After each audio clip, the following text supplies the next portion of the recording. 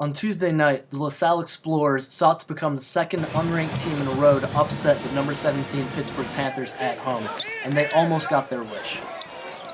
Besides a few three-pointers from Trey Woodall and J.J. Moore, the first half was relatively low scoring on both sides. The final score of the half was 28 Pitt, 26 LaSalle. The biggest story in the first half was the re-emergence of J.J. Moore as a legitimate scoring threat for the Panthers. He sank 2 threes in the first half and finished with 9 points and 6 rebounds in 19 minutes.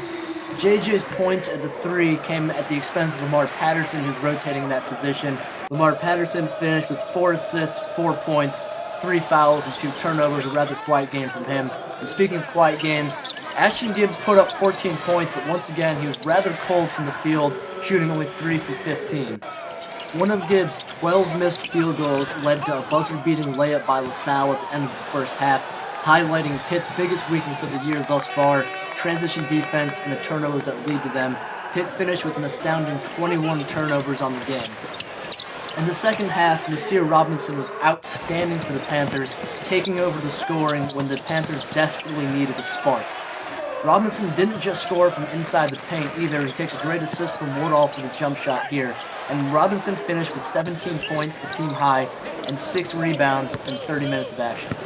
Nasir Robinson wasn't the only Panther to provide the team with a spark in the second half. All-American freshman Kem Birch finally came alive. He only scored 4 points, but they were big points, and he looked far more effective than Talib Zana has recently.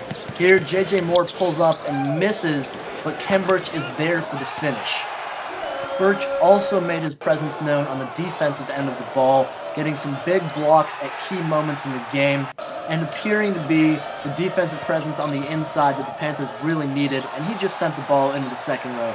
Absolutely incredible, and we hope to see much more of that to come. Despite Birch's defense, the Panthers found themselves down 52-53 with 7 minutes and 45 seconds left in the game. At that point, they went on a 9-0 run, helped out by J.J. Moore, that put them ahead for good. During the run, Ashton Gibbs pulls up for a jumper and misses, but Dante Taylor is there for the finish, and this play really gave the momentum to Pitt.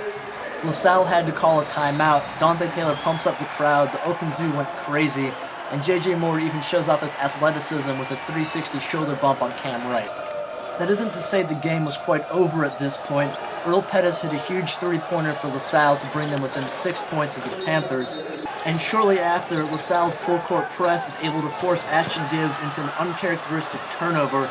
Earl Pettis gets the steal, loses the ball briefly, but Tyreek Doreen feeds the ball right back to him, and he goes in for the right-handed layup. That would bring the Explorers within 2. The Panthers quickly widened the gap back to 6 points, but Earl Pettis knocked down another big jumper, leaving LaSalle down 3 going into the closing moments of the game. Ashton Gibbs has another turnover, and Sam Mills drives down, doesn't pull up for the 3, and gets rejected by Trey Woodall on the layup.